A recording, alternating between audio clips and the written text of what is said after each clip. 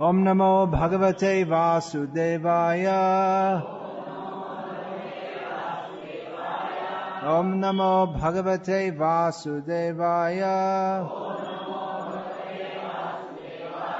Om Namo Bhagavate Vasudevaya.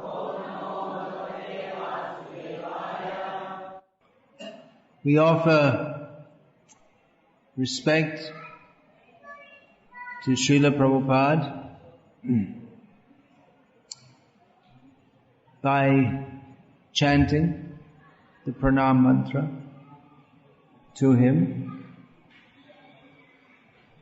in which he is addressed as the person who is delivering the Western countries from impersonalism and voidism, nirvishesha shunyavadi, from the impersonalists and the voidists. When Srila Prabhupada was asked, why the Western countries? Because actually Prabhupada preached all over the world. Srila Prabhupada said, that was because my spiritual master particularly entrusted the preaching in the Western countries to Srila Prabhupada. But Srila Prabhupada, of course, didn't only preach in the Western countries. In fact, after starting his movement in the Western world, he actually spent more time in India. And he brought money from the West for preaching in India and establishing projects. But the pranam mantra, which he himself composed, his own disciples at that time being incompetent to do almost anything, Srila Prabhupada had to give them everything, including his own pranam mantra. So Srila Prabhupada composed this, and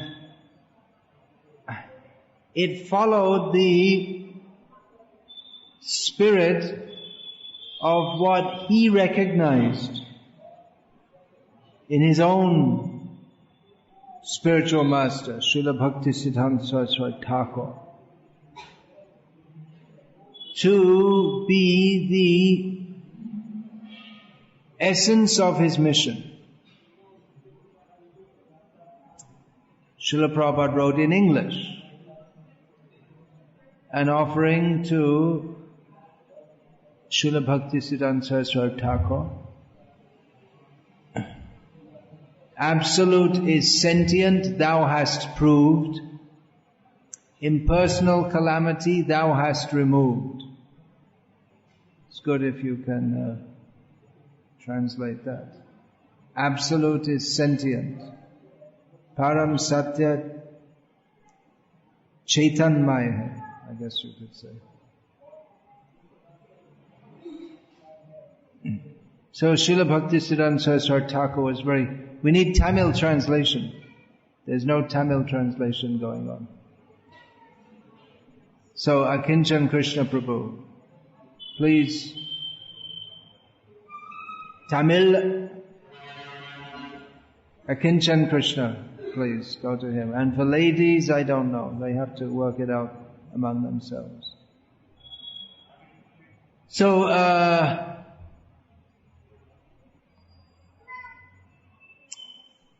this stanza was especially appreciated by Srila Bhakti Siddhanta Saraswati Thakur.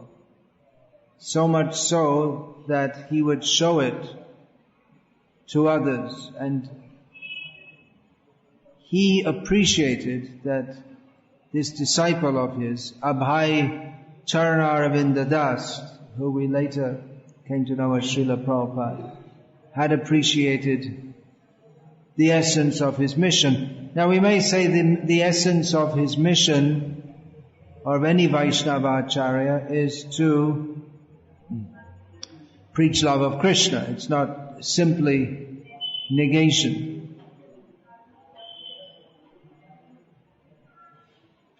But there's no question of preaching, or there cannot be actual preaching of love of Krishna unless the negative is negated, because impersonalism and voidism is negativism, nirvishesha, shunyavad. Nirvishesha is negative and shunyavad is zero. Both deny the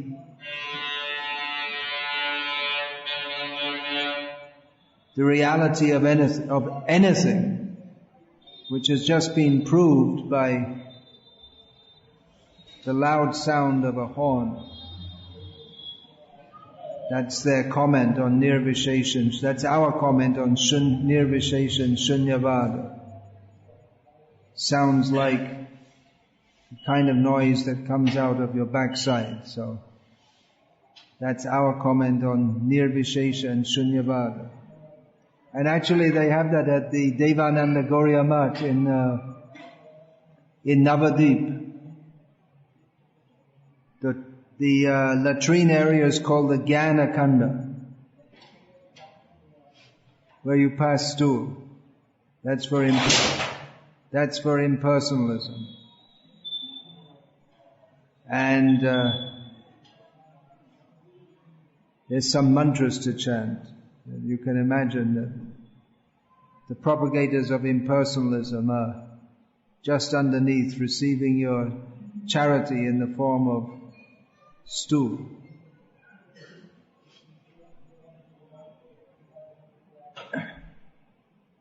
So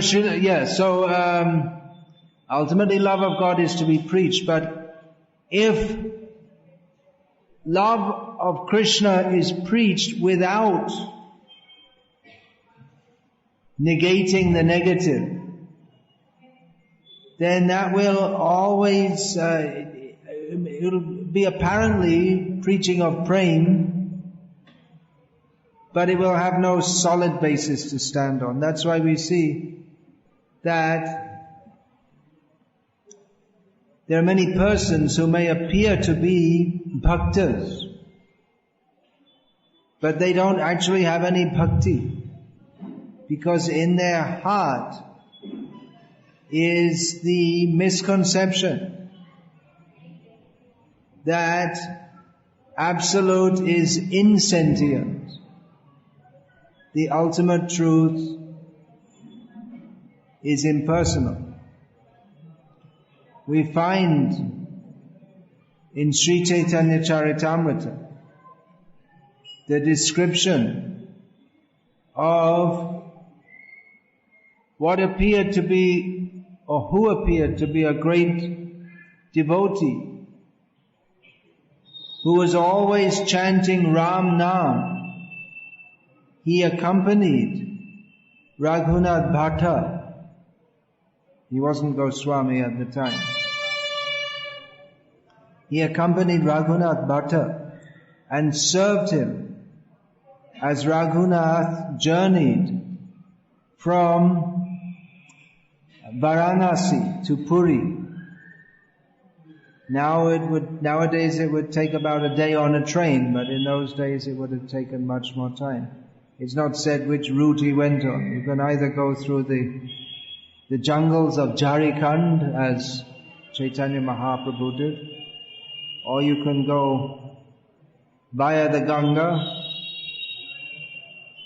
up to the south of Bengal and then take the coastal road. Anyway, it's a long journey. Either way, difficult journey. So this Ramadas was constantly chanting the name of Ram. But when he came to Puri, Chaitanya Mahaprabhu didn't even recognize him. He didn't want to see him. He didn't recognize him as a devotee, because Chaitanya Mahaprabhu saw that within his heart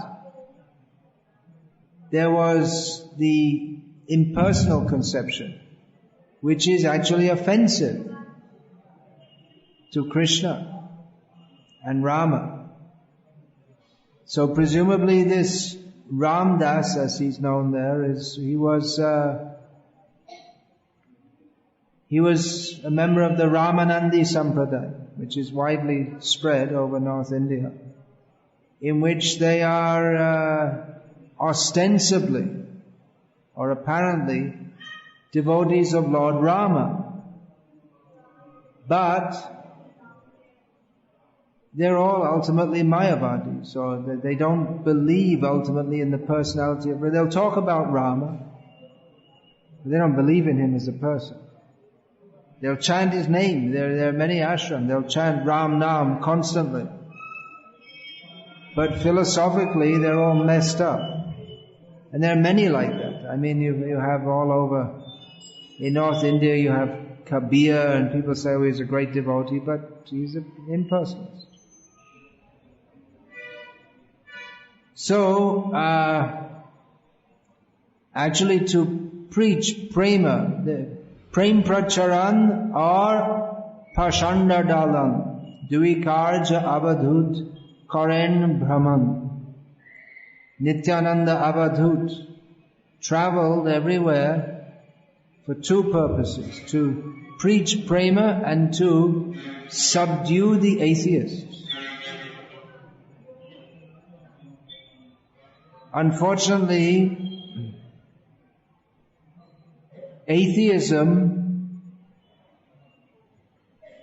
often poses as theism. It's more dangerous. Atheism posing as theism, just like we have in modern Hinduism, so many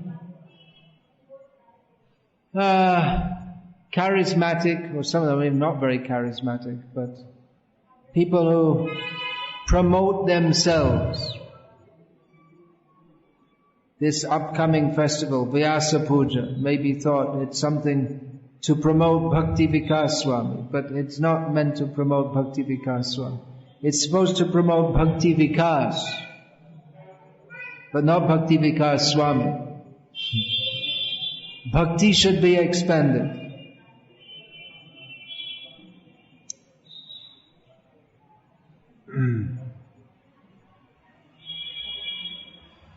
There are so many, and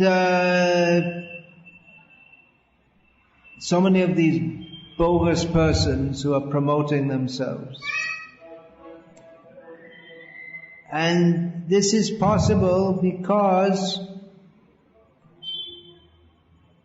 Hinduism, Srila Prabhupada described,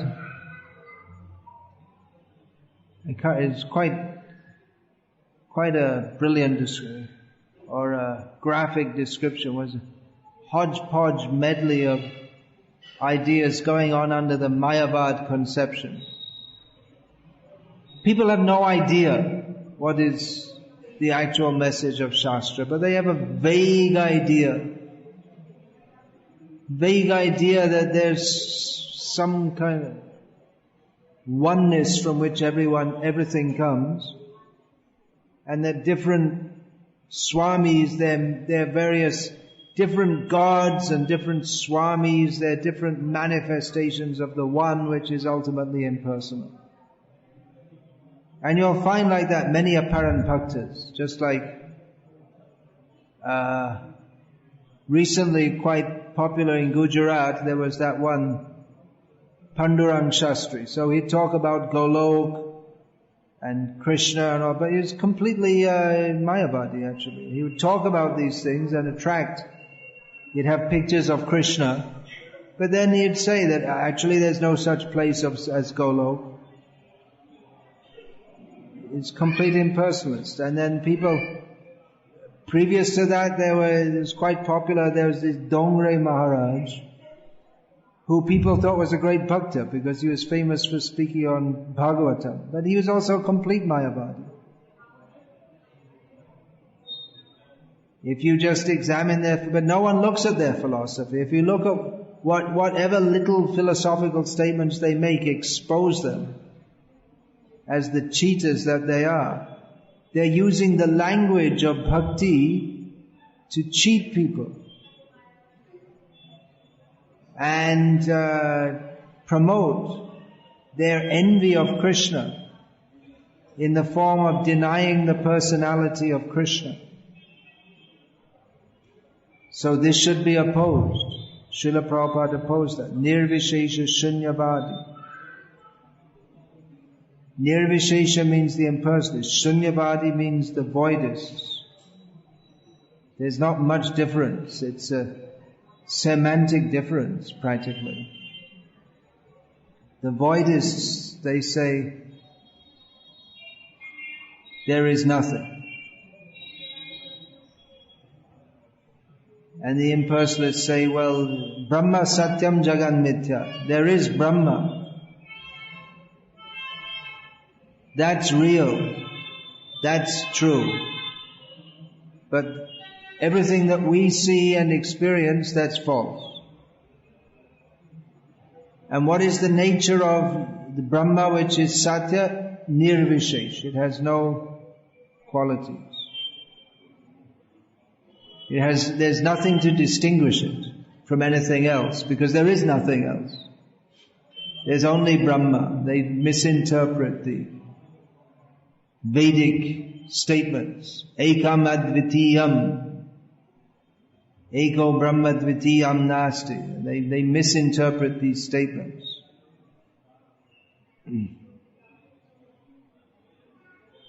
So, Jagan Mithya, they say this world is false. How is it false? What's false? If we, actually all these cricket bats that are manufactured in India, there's one good usage. It could be used for them to give a good crack on the head to people who talk this nonsense. And then we will see if they'll talk about Jagan Mithya. We just gave your Mithya skull a good Mithya crack with a Mithya cricket bat. And now you can go to the Mithya hospital and get some Mithya stitching done on it. What's false? If they feel the pain in the head is false, what's false? They can say it's false. It's pretty difficult to imagine that it's false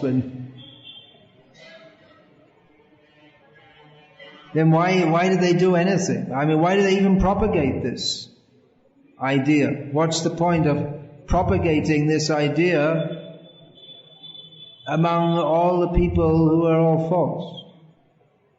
And everything, even the sound that if this world is mithya, then the sound coming out of their mouth is also mithya.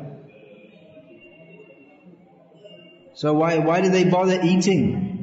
Why are they eating mithya? They're pretty good at that.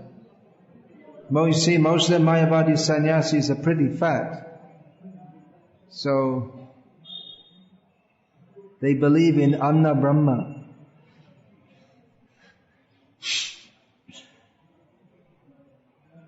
As Srila Prabhupada said, the Mayavadis, they say this world is false, but they're pretty busy enjoying it. So how is it? We can say that it's not the ultimate reality because it's temporary, but we can't say it's wholly unreal. And then they say Brahma Satyam, and Brahma Satyam, but then they say in Brahma there's no form, there's no qualities, there's no personality. And what's there? What is there? It's actually shunya. It becomes the same as the Buddhists or Jains' idea of everything is not the way. We can't say everything. You can't even say there is nothing, because as soon as you say there is, then there is. It's impossible. So then they say it's inexpressible by words. And they'll they'll write so many books, and then they say ultimately it's inexpressible by words. Then why are they writing books? And what's the meaning of words, any words?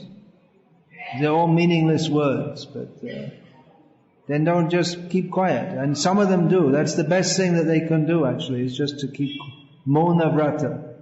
We highly recommend it for all Mayavadis. Just keep quiet. That's the best thing.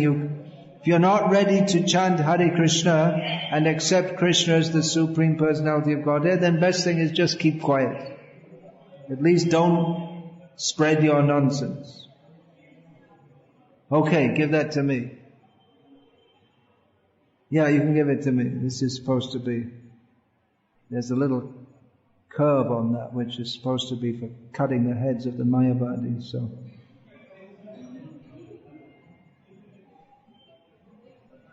Quite appropriate.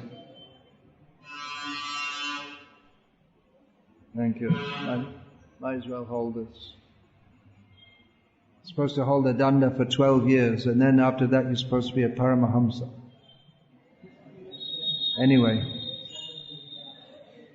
I didn't make it to the Paramahamsa stage yet, so I'm still on the lower platform of talking about how bad Mayavad is. So let us understand this. Actually what they say is all nonsense, but it appeals to envious people. Why are people attracted to this? Because Icha dvesha samuthena dvandva mohena bharata sarva bhutani samoham sargayanti parantapa. People are envious of Krishna. They have material desires. People enter this world to forget Krishna, not to remember Krishna. And Mayavad and Shunyavad are the most sophisticated methods for forgetting Krishna.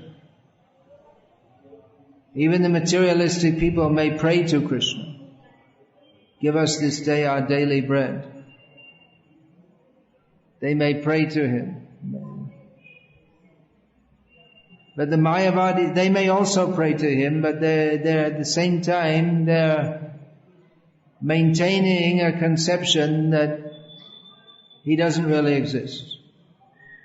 Our Father who art in heaven, our Father who doesn't really exist. Please give us lots of money which doesn't really exist, so we can enjoy this world which doesn't really exist. That's the implication. Of course, nowadays people don't think about it much. They just become a follower, so-called, of these various rascals. But at least we should think about these things, because we are followers of Srila Prabhupada, who is the follower of his acharyas, and they've all tirelessly given us this knowledge. It may not be such a great credit instead of being an unthinking follower of some Mayavadi, we become an unthinking follower of the Vaishnavacharyas. Of course, it's better to be in the right camp, that's for sure. But if we're not actually thinking and understanding, then we may remain as just like the Ram Das who was chanting Ram, Ram, Ram.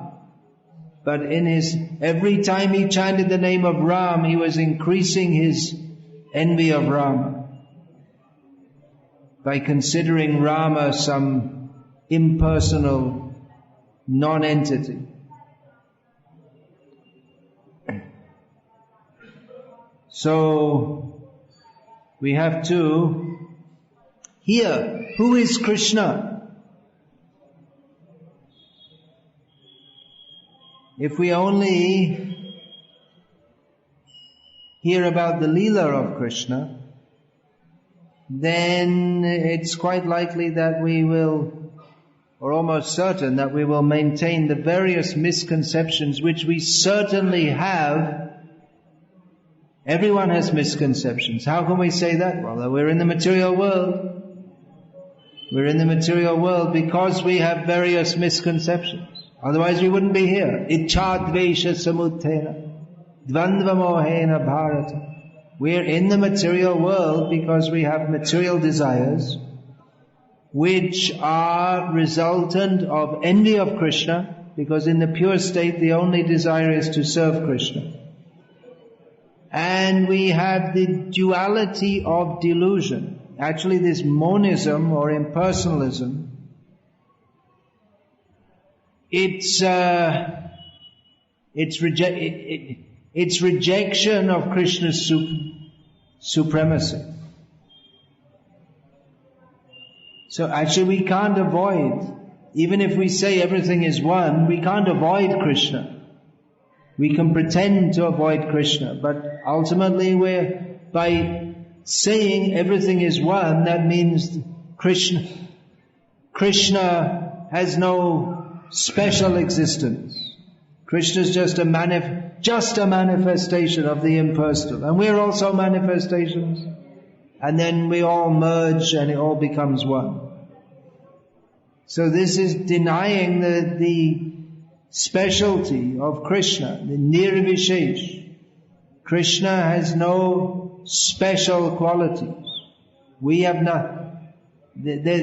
Krishna's names, his forms, his qualities, his pastimes, his abode, his devotees, it's just all false. What could be more envious? So we do, even those who say that everything is one, actually they are dualists in the sense that they are denying Krishna. We cannot wholly avoid Krishna, even if we purport to do so, because we are inextricably linked with Krishna. Mamaivangsho jiva loke jiva bhuta sanatanaha. This is our position. We are inextricably linked with Krishna. We can deny that, but it remains a fact. So this idea, Brahma Satyam, Jagan Mithya, both propositions are absurd. How can we say the world is false? There's no reality whatsoever. And then Brahma Satya, only Brahman is real. But what is the nature of that reality? There's no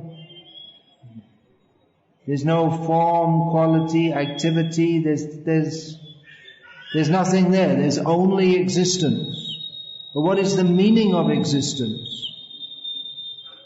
If there's nothing to perceive, there's nothing to experience, there's only consciousness, but there's not. They say that the impersonalists say that the ultimate reality is only consciousness. But consciousness of what? Not consciousness of anything, because there's only consciousness. So there's only consciousness being conscious, but there's nothing to be conscious of. So it also comes to nothingness ultimately. They say Brahma Satyam, that's truth. Brahman is truth, but it cannot be described. There's nothing to describe. It comes to the same thing as voidism. Everything is one or everything is zero. It comes to the same proposition. There must be diversity in reality. Otherwise, there is no reality. The Mayavadis, they say that Drishya, Drashta and Darshan, Gyan, Gyata and Gyeya, they're all the same. The seer, that which is to be seen, and the seeing, they say it's all the same. knowledge, that which is to be known, and the knower, they're all the same. This is unimaginable and therefore absurd. This is mithya. Their idea is false. They say this world is false. How can you say it's false? What is the meaning of false? Something which is false should have no reality, no existence whatsoever. Definitely exist. There's existence. Otherwise you wouldn't be able to plan or do anything. Just like you've all come here by getting on buses and trains and planes and you're able to plan something because there's something there. If there's no such thing as a bus, then how would you have come? It is absolutely non-existent. It's just totally non-existent.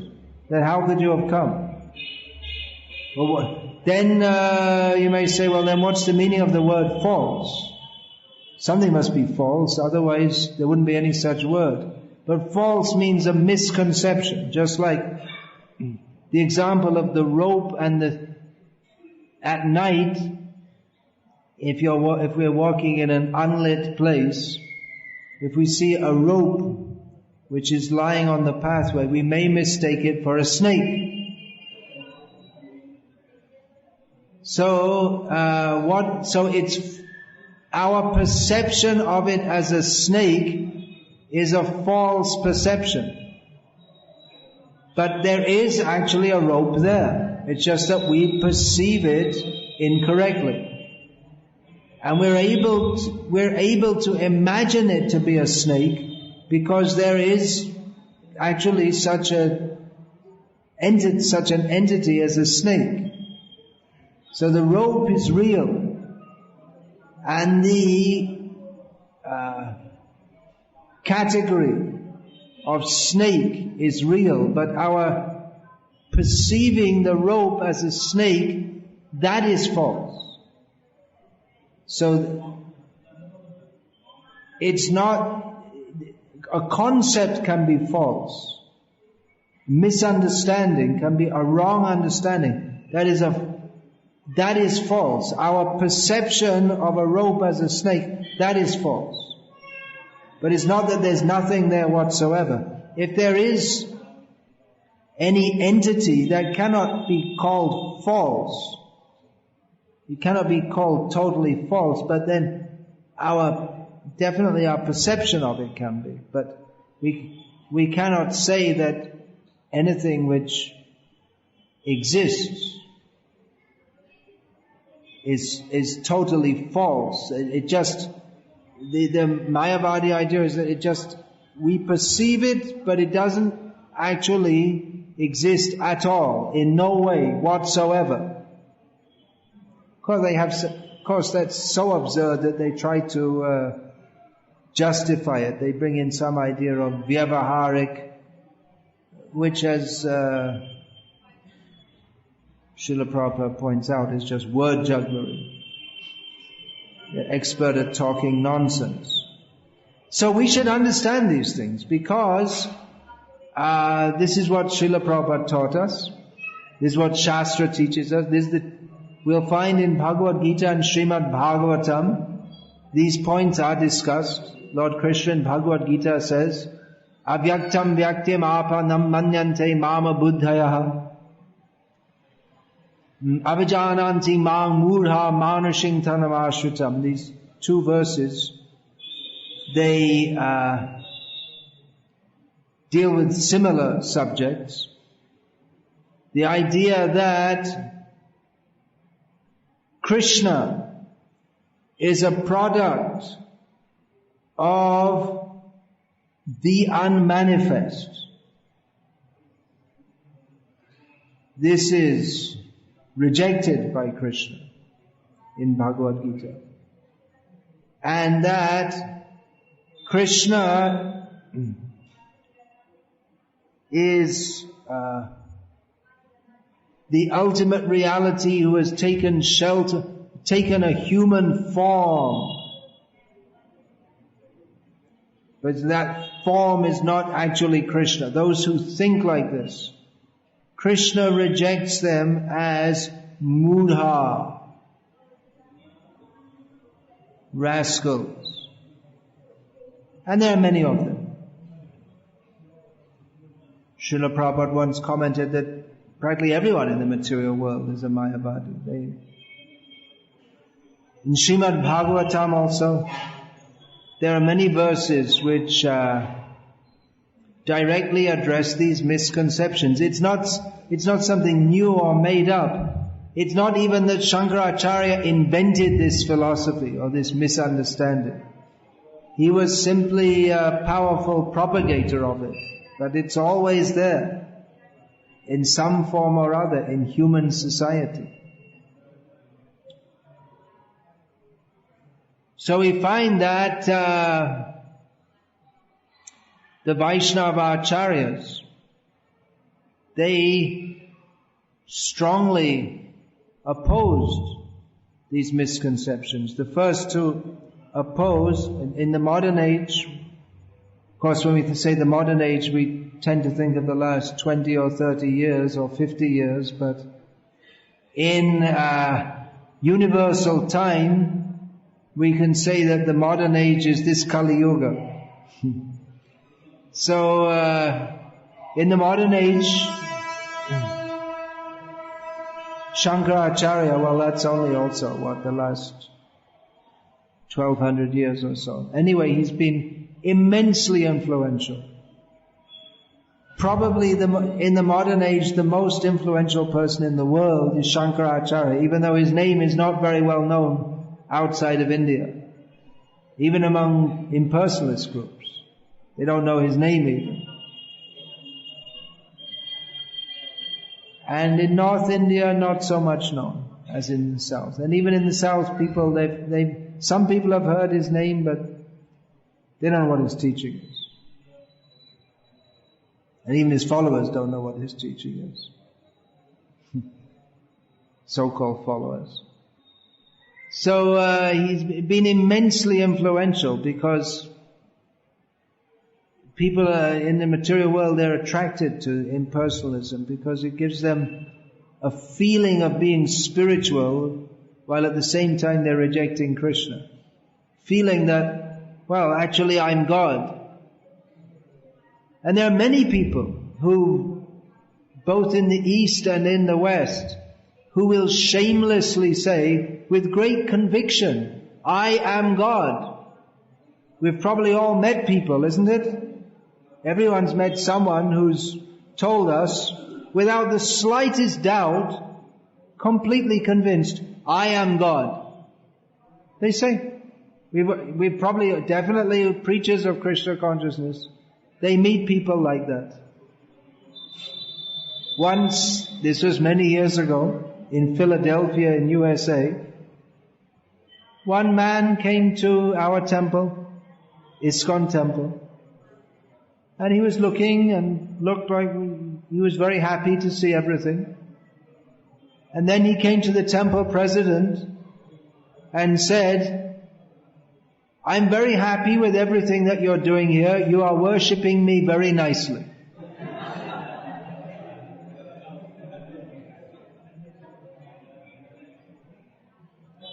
Another fool and a rascal. But he was content, thinking, I am God. So it's nice to think like that if you're a fool and a rascal. People take comfort in that, thinking that, actually I'm God. All these people don't understand, but actually I'm God. One day they'll understand. So they go along in this dream, and eventually they get old and die like everyone else, and they go to Yamaraj, and this way they still don't learn. So,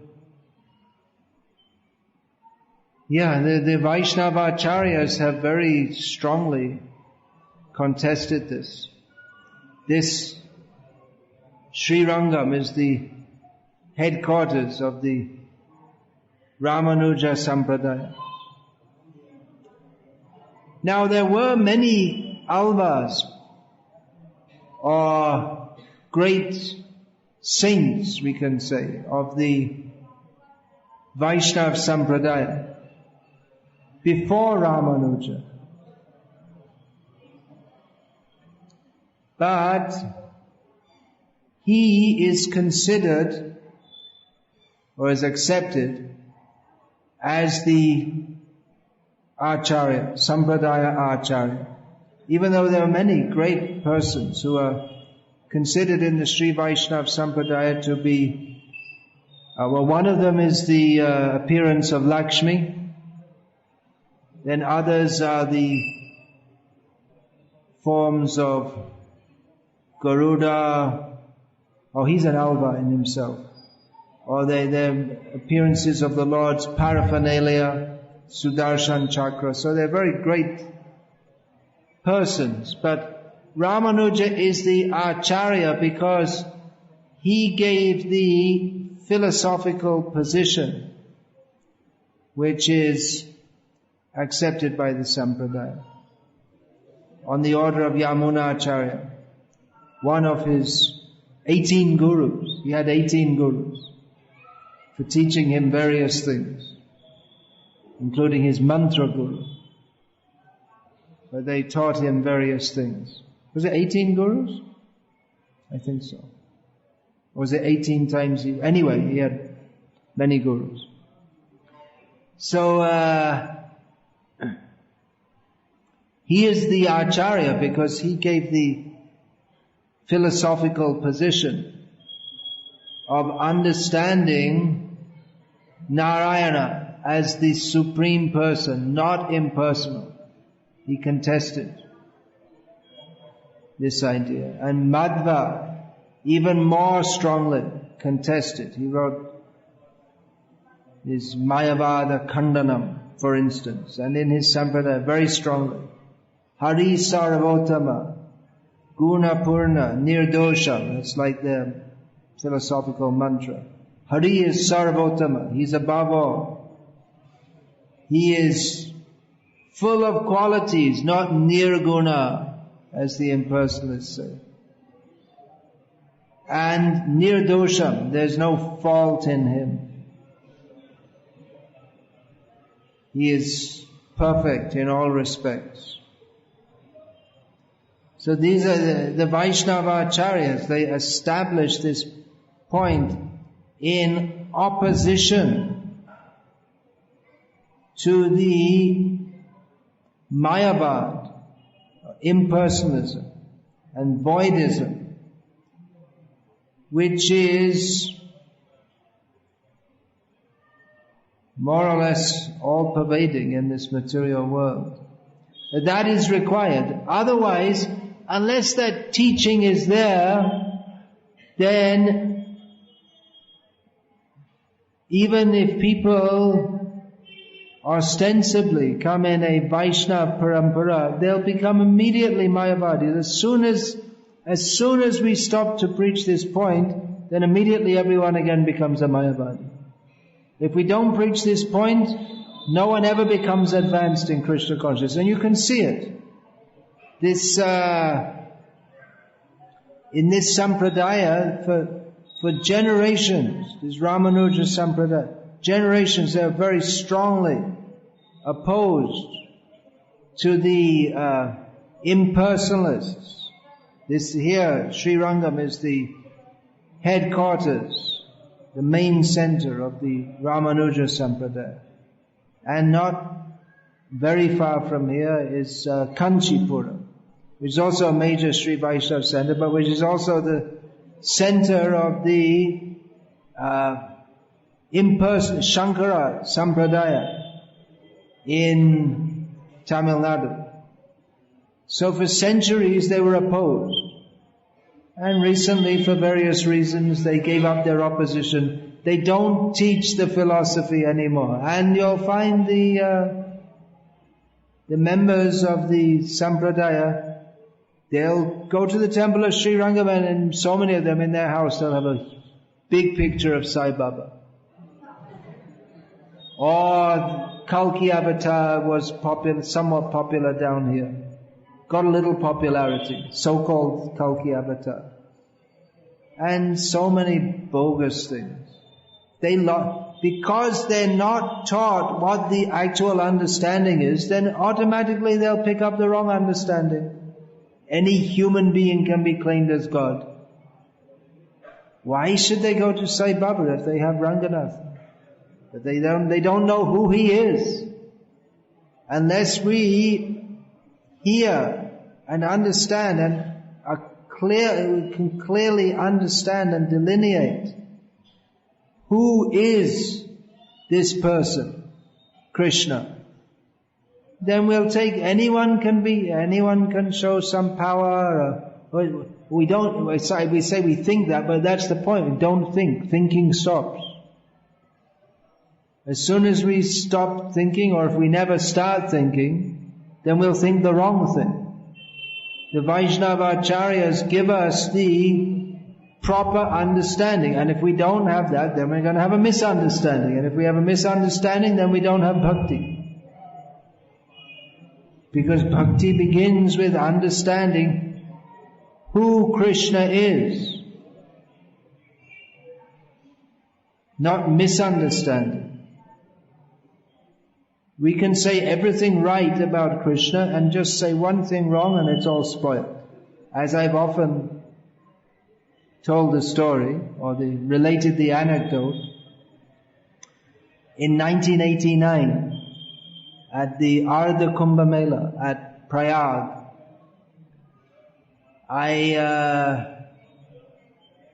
one evening I happened to be walking past huge pandal where there's one of these Shankaracharyas. There's so many Shankaracharyas. People call themselves that. He was lecturing, packed. I mean, thousands of people there. So he was speaking on how we have to take shelter of Ishvara. We have to chant his names. And then he was telling some Leela. I thought, well, it's pretty good. Sounds pretty good. Sounds like bhakti. I thought, well. Then he finished his lecture, and you should all understand that you are God. Finished the lecture. So everything he said was good, except he kept on speaking about Ishvara instead of saying Krishna. But then the conclusion, you are God. Then what was all that about bhakti, taking shelter? How can you take shelter of yourself? What is the meaning of that? It's meaningless. Sarvadhamang parityaja mamekam sharanam vraja. How can you take shelter of yourself? It's meaningless. It just renders the whole message of Shastra meaningless. And it is meaningless. To think that I am God is meaningless because we are not God. And of course the Mayavadis will argue that we are, but actually there's no need for a big argument because it's obvious. God means all powerful. We are not all powerful. It's obvious. I mean, it should be obvious. It's just absolute insanity. It's ridiculous. It would be a joke if people didn't take it seriously. To think that I am God, it's just madness.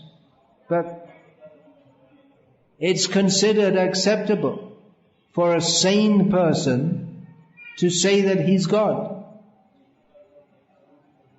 It should be illegal. But it's going on. And people think, I am God. And they're allowed to preach that everyone is God, which is another meaningless statement. How can everyone be God? And then there's no meaning of God. But if we don't think and understand correctly, then we must think and understand incorrectly. Therefore we should understand.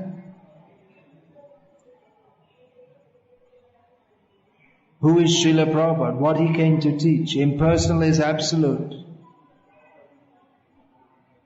What is that? Impersonal is sentient. What is that? Absolute is sentient. Thou hast proved. Impersonal calamity thou hast removed. This is Nirvishesha Shunyavadi Paschatya Deshata. That's what Prabhupada came to teach. That's described in the one book, the Hare Krishna explosion. Srila Prabhupada's explosion. How Srila Prabhupada exploded in anger. That his initial followers, they'd been coming and listening to Srila Prabhupada's lectures for weeks.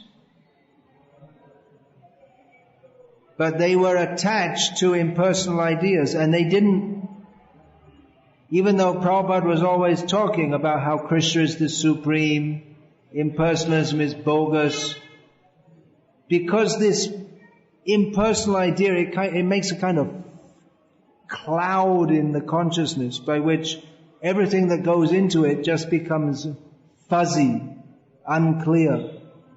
So that even if you hear Krishna is supreme, it just comes into your consciousness and gets mixed up with that, and that, oh, okay, Krishna is supreme, and everything's ultimately one.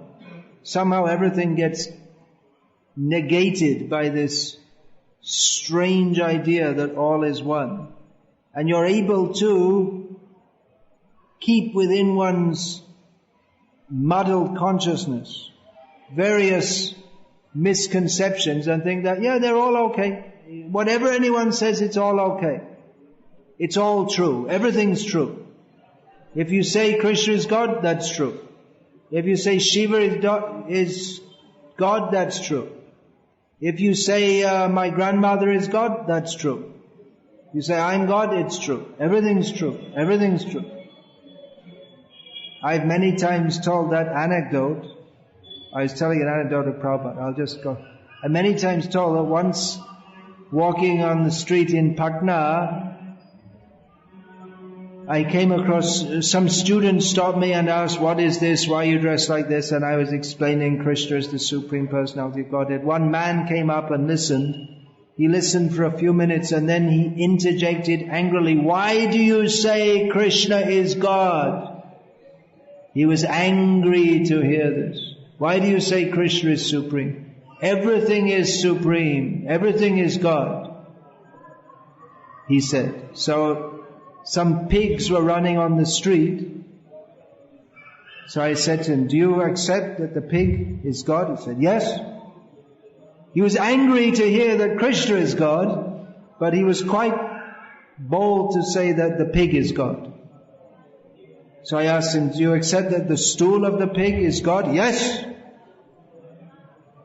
So are you willing to take the stool of the pig home and worship in your home?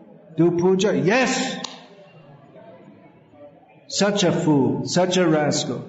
He became angry on hearing that Krishna is supreme.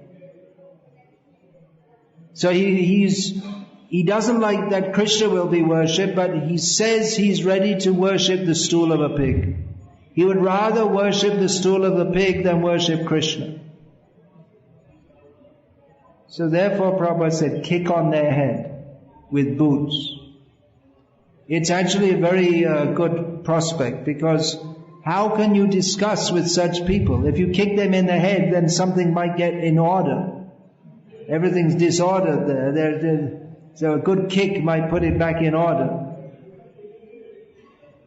So anyway, Srila Prabhupada, 1966 or thereabouts, with his new followers, who weren't really followers because they were Mayavadis.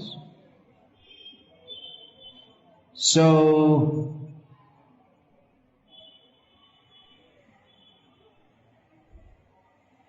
Srila Prabhupada was preaching, and they were using this. Prabhupada didn't have his own edition of Bhagavad Gita as it is at that time, so they were reading from Dr. Radha Krishnan's edition. Prabhupada would read the translations, which Prabhupada thought the translations were okay, but the purports were, the commentary is terrible. Totally impersonalistic. Srila Prabhupada was particularly upset at Dr. Radha Krishnan's commentary on the last verse of the 9th chapter of Bhagavad Gita. Manmana bhavamad bhakto madhyaji mang namaskaru mame vaishasi yugdvaivam atmanang matparayanaha. Where Krishna, as he does repeatedly in Bhagavad Gita, points to bhakti to himself. But Dr. Radha Krishna says not that, it's not Krishna that we are to meditate upon, but the unborn, unpersonal within Krishna. In other words, denying Krishna's supremacy, saying that there's something higher than Krishna, which is against the whole message of Bhagavad Gita. So, Srila Prabhupada was speaking against this, and one of his followers protested, well, actually, it is all impersonal. What's wrong? And so then this person who had been with Prabhupada for weeks, listening to Prabhupada, came out with all this stuff about quoting various so-called spiritual leaders and how they're all saying that everything is all one. And Prabhupada was listening and getting more and more angry, but he was quiet. He didn't say anything. And he said, have you finished? He said, no, I've got more to say. And then he was speaking more and all impersonal, how all these great philosophers, they all say that everything is all one. And then when it finished, Prabhupada, he's an old man. You have to remember, people expect an old man to be just nice and smile. Prabhupada smashed his hand on the lectern and stood up and started shouting, why do you deny Krishna? Krishna says you think of me. You be my devotee. Why are they denying Krishna? It's Krishna. The truth is Krishna. Why are you denying? Why are you envious of Krishna?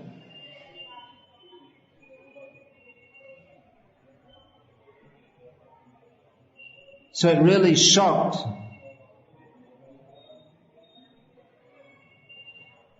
his followers. And they were discussing among themselves afterwards. And one of them said, well, actually he's right, because the Bhagavad Gita tells to worship Krishna. But we've been reading all the Bhagavad Gita and so many spiritual books and so many spiritual teachings, but we never had the idea to worship Krishna until we heard from Swamiji, from Prabhupada. So he's right, that's true. That's true. In Bhagavad Gita, Krishna says to worship Krishna. And we've been reading Bhagavad Gita and we never had any idea to worship Krishna. So what Prabhupada says is right. That all these so-called Swamis are misleading because they're not presenting Krishna, who presents himself in Bhagavad Gita. So they are all cheating. He's right. But unless Prabhupada had shouted at them, they would have never got the point. There was one devotee in Holland, this was years ago. He'd been initiated for 1 year when he finally realized that Prabhupada meant what he said. He thought that was all just an allegory. He was reading Krishna book, And he thought it was just all like some stories, and ultimately everything's impersonal. Because unless we stress this, then we stick to our misconceptions. And yeah, it's easier to think of impersonal. Then there's nothing to surrender to. Then we don't have to surrender. Then we can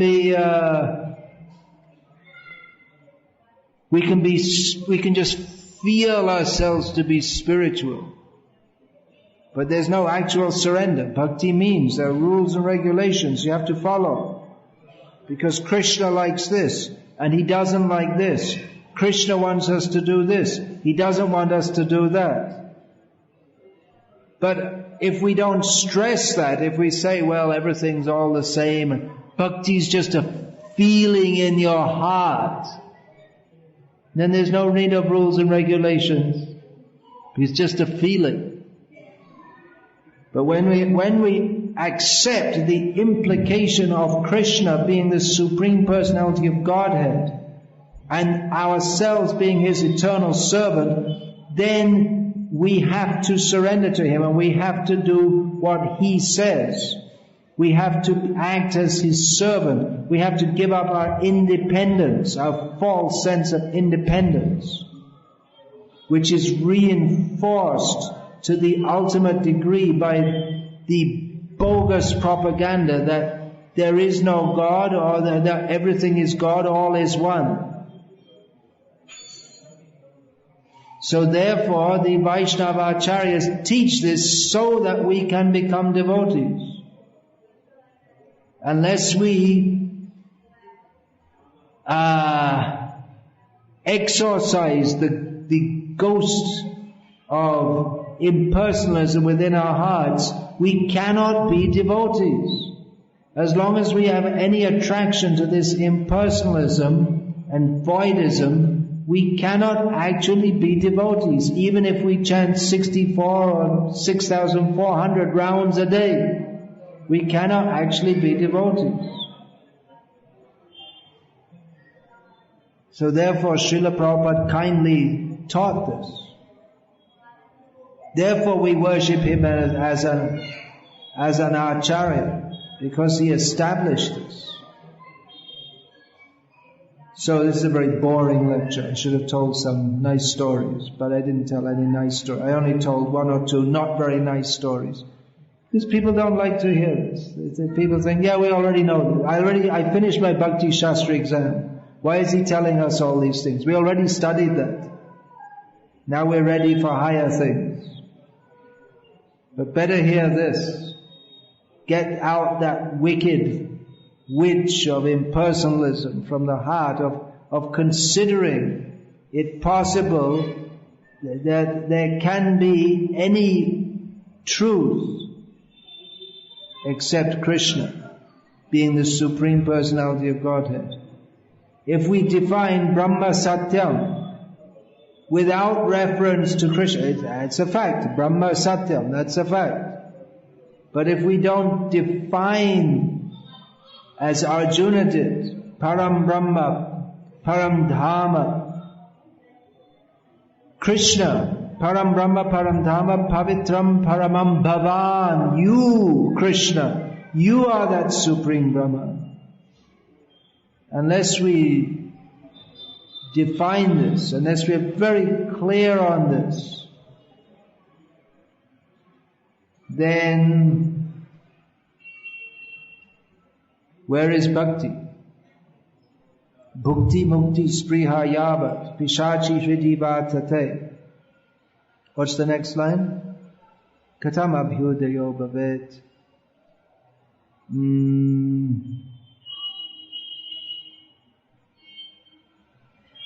Bhukti mukti spriha yavat tavat bhakti sukhasyatra katam abhyudayo bhavet.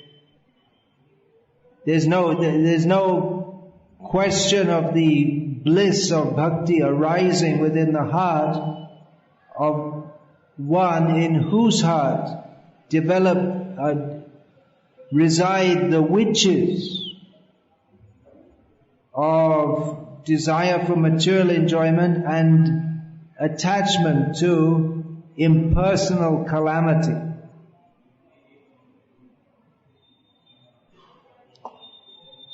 So Vyasadeva himself is supposed to be an introduction to the Vyasa Puja festival.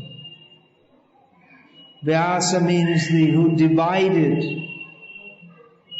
the Veda, sorted it all out, put it in place. But he also composed 2 works, Mahabharata, which is also Veda, in one sense a Paurushaya. But he also compiled the Vedanta Sutra or Brahma Sutra, that's in which he gives the meaning actually of the Veda. And in there he directly refutes all these wrong ideas, although the Mayavadis take it and they misinterpret it. Therefore his ultimate contribution is Srimad Bhagavatam, in which all these wrong ideas are from the very beginning refuted. Om Namo Bhagavate Vasudevaya Janmadhyasya Yataha. That Brahma which is described as the source of all emanations, Yato va imani bhutani jayante, from which everything emanates, in which everything exists, into which everything ultimately enters. Tad brahmeti, tad vijigasasva. That is the truth. That is the subject of study, of inquiry. That is Krishna from the very beginning. Srimad Bhagavatam establishes the truth is Krishna, and everything else, dharma, projita kaitava. Kaitava dharma is cheating. So-called religion is rejected, totally rejected from the beginning. So we should understand these points. Srila Prabhupada writes in one of the first purports in his Srimad Bhagavatam commentary, again, this is relevant to this Vyasa Puja festival, that no one should dare to sit upon the Vyasasana unless he's conversant with the 6 systems of philosophy. So, Srila Prabhupada's disciples are not systematically trained in Vedanta as previous acharyas were, but by the grace of Srila Prabhupada in his books, he has given us the essence of understanding all these points. So, we should understand. If we don't understand, then we'll misunderstand. We offer our respects to Srila Prabhupada as Nirvishesha Shunyavadi Paschatya Deshatari. He who has delivered the Western countries from impersonalism and voidism. And here in India also, we find Srila Prabhupada at a Gita Sammelan with some of the biggest Swamis in India. Srila Prabhupada angrily berating them, all big Swamis. Prabhupada shouting at them, why are you cheating people in the name of Bhagavad Gita? Why do you not teach Krishna is the Supreme Personality of Godhead? Therefore we worship Srila Prabhupada as the bona fide representative of Vyasa. Hare Krishna. I'll finish there. Is there any question about this?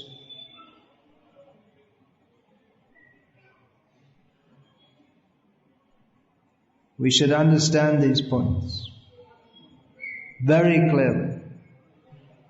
Mayavad means everything unclear. I was so attracted to Prabhupada's teachings, so clear, so clear and so sensible. None of this stuff like we get in Christianity, you just have to believe. Why? Otherwise you go to hell. Not very appealing to the intelligence. God loves you. God is the most merciful. And if you don't go to this church in particular, you burn in hell forever. Not very convincing. And then impersonalism, everything just love, peace, everything is all one, don't know, everything, words, don't worry about too much about understanding, it's all words, everything's inexplicable. Very frustrating. If anyone's seriously seeking the truth,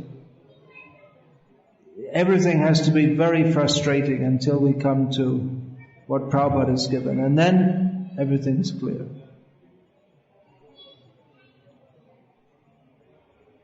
So, what Ramanuja came to give, Madhvacharya, all the Vaishnavacharyas, that is in its full perfection given by Chaitanya Mahaprabhu. But we, in our practical preaching, we take support from the Vaishnavacharyas who preaching in the world of misguided people. We don't preach about Krishna's Gopi Leelas, not very much. There's so much misunderstanding. Someone at a press conference asked me today, well, why we told the four regulated principles, then why no illicit sex when Krishna himself has known for having so many women? So only misconceptions about Krishna. So we have to start at the beginning. When we can say in a general way that Krishna's relationships with the gopis of Vrindavan and the queens of Dwarka, that is fully spiritual. But then people have no idea, people may accept that when we say that, but they have no real understanding what spiritual means. When they hear the word spiritual, then immediately they think, oh, it's all one. Oh, Krishna and the gopis, they're all one, so it's all okay. And I guess if I become spiritual and I can find some spiritual gopis, we can also have relationships, and that will also be okay because it's all spiritual. They don't know what spiritual means. So we have to start at the beginning. The Vaishnavacharyas, they've particularly opposed this impersonalism, which kills all actual, in the name of spiritual understanding, it kills all spiritual understanding. Make it completely, the actual understanding is totally hijacked.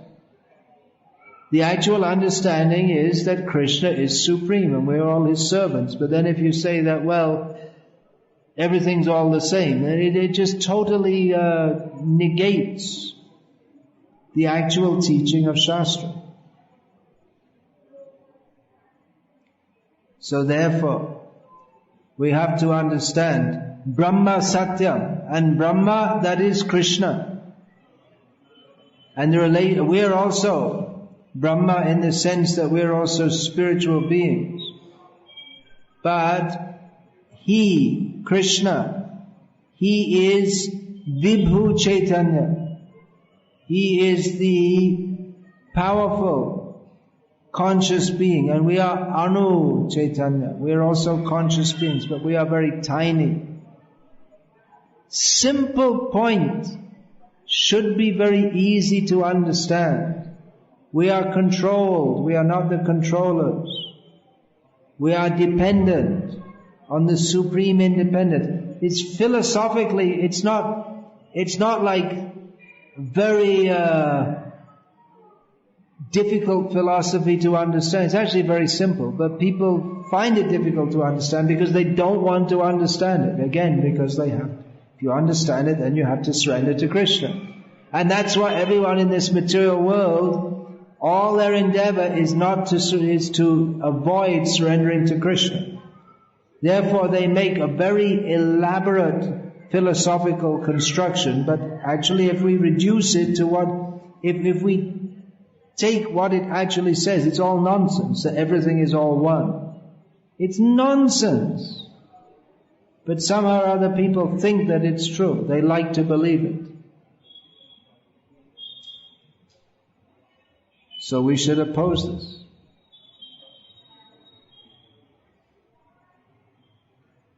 Yes, so any question about this? Yeah, you should be cutting all these ideas, all wrong ideas. Just like Krishna cuts the head of the demons with Sudarshan Chakra. You should do the same thing. Sudarshan means clear vision. Krishna with his Sudarshan Chakra kills the demons. So we should kill the wrong ideas with Sudarshan. Give clear vision of what is reality. What's your name? What? Sudarshan Das. So especially you should clearly understand. Okay, the lecture was okay? It's good enough to get a garland? Alright.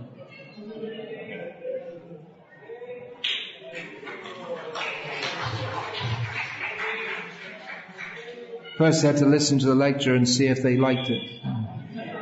Then they thought, okay. Alright, well maybe he didn't like it, but anyway, he bought the mala, so we might as well give it. Might as well. Okay. So, what's your question? You should go out and cut the heads of all the demons by preaching the right philosophy. Yeah, then.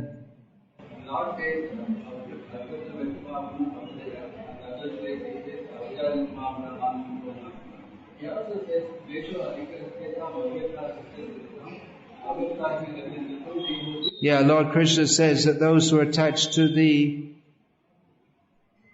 impersonal understanding, avyaktahi gatir dukam, dehavadbhiravapyate.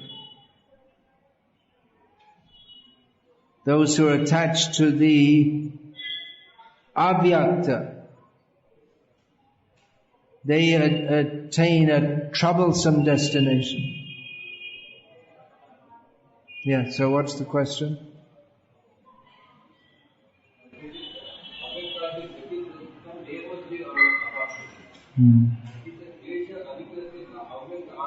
Yeah, those who are attached, avyakta, those whose consciousness is attached to an avyakta, the unmanifest, those who are attached to this, they get a lot of trouble. They go through many troubles. And then ultimately they attain suffering. So,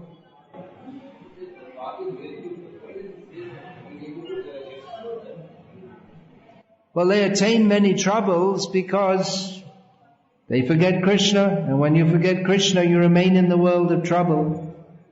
You remain in the world of difficulty. You don't attain Krishna, who is all bliss. You remain in the material world.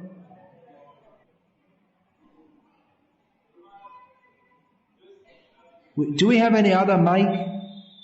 If not, can it be arranged tomorrow?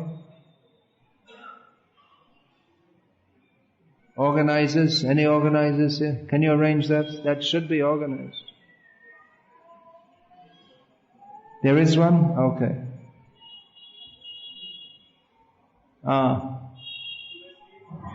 Yeah. There we go. It's organized. Instant organization.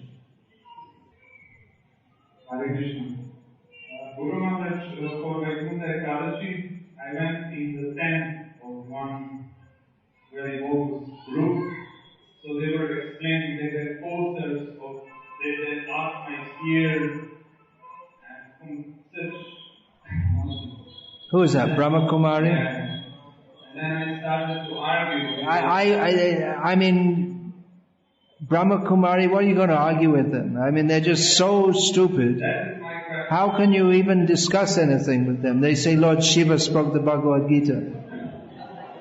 It's like, Prabhupada gave that example, that after reading the whole Ramayana, you said, well, I read the whole Ramayana and I just want to understand that Sita is the father of who? How can Sita be the father of anyone when she's female? It's just like, you're so stupid, you can't talk even to such people. So, yeah, it's just ridiculous. Such organizations exist for people who, they're really, they're very, very serious about being in Maya. I mean, they're really serious about accepting something totally stupid. How can you argue with such people? They say, Bhagavad Gita is spoken by Lord Shiva. It's just madness. I wouldn't bother. I wouldn't bother even speaking to them. I mean, you could speak to other people and say, look, these people are insane. But due to this Mayavad idea, say, well, Lord Shiva, Krishna, it's all the same. And like this. I'll take one more question and then finish. You say that Ramdev Maharaj is one of Mayavadis. Who? So, Ramdev Maharaj Yeah. is considered him as a devotee. Yeah. And you say he is one type of Mayavadi. Yeah. So I would like to know what he used to teach. Because I don't know what he used to teach. And Well, he mixed the same Mayavad conclusion. I'll tell you one thing. One time in Nagpur, I was there with the Padayatra, and he was supposed to be coming to the the Dharmshala where we were staying. So one of the leaders there thought it was a good idea that we'll welcome him with kirtan because he's a devotee. I said we shouldn't welcome him with kirtan. He's a Mayavad. Why should we give any honor to him? So anyway, they organized a kirtan, and we had the deities of Gaur-Nitai there. He was coming for some other work, not to see us, for some reason. So he came, the kirtan was going on, he walked right past. He didn't look, he didn't acknowledge the kirtan, he didn't acknowledge the deities. He walked right past, with an angry look on his face. So, if he was a devotee, he would appreciate the kirtan and the deities, but no. He didn't like it at all. So they teach all, they'll speak of just like the Panduranga and all that, they'll speak the language of Bhakti, but they'll mix it up, just like the Panduranga, they'll talk about Krishna as supreme, they'll say there's no places Golok, there's no Radharani, just envious. They'll take Krishna's name and then all envious. Just like you see in Gujarat also, they'll have Krishna on the side, Swami Narayan in the middle. They take, because people know Krishna, so they put Krishna as like an attraction, and then they try to promote Swami Narayan as superior to Krishna. It's all envy of Krishna. It's supposed to be the last question. In a Prabhupada lecture, Prabhupada says that everything is Leela. So he says that Everything is Leela? Leela. Everything is what? Leela. Linked up. So he says that this good fear and God is of void. He destroys matter and there is nothing. Then He destroyed matter? Well, that's what... He preached voidism. Then Shankaracharya came and preached more or less the same thing. But he restored faith in the Vedas. And we got spirit and matter. So what is that development? You say that No, well, he said there is Lord Buddha. Actually, as far as I know, Lord Buddha didn't exactly preach voidism, but his followers preached that. He didn't really teach anything very spiritual. It was more just, but later on his followers developed all kinds of different philosophies, which goes under the name of Buddhism. But Shankaracharya introduced the idea that there is spirit, Brahma Satyam, whereas in Buddhism there is nothing, just nothing. But then what they call Brahma, it's equivalent to the void, the imagined void of the Buddhists, because there's no name, no qualities, no form, no activities, there's nothing there. They say there's only spirit, but it has no qualities. If it has no qualities, then there's no thing. So it's cheating. I'll finish there. Hare Krishna. Thank you all for coming, and see you all tomorrow morning. Hare Krishna. All glory is to Srila Prabhupada, who is endeavoring to save us from impersonalism and voidism, despite our insane